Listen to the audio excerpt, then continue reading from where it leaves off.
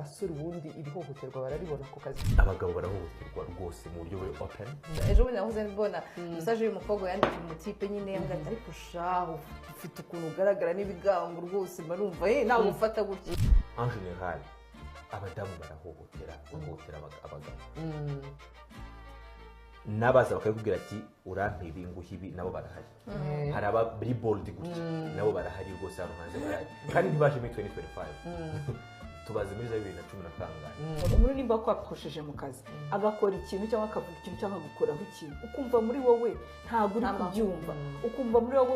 uri gushesha urumeza akoze ikintu kitari umuntu harasinga cyo yari umukobwa turamusapotinga mu gihe umuhungu tumutunga gatoki ngo wowe ariko ibyo bintu ukora ni ibiki reka usanga imyumvire yacu turacyafite ikibazo cyo kuba twaha agaciro abagabo hari akantu ko kuvuga ngo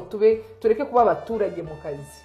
gahari kandi usanga benshi bitwaza kugira ngo ya harassment izemo ashobora kuba yabigambira ashobora no kuba atabizi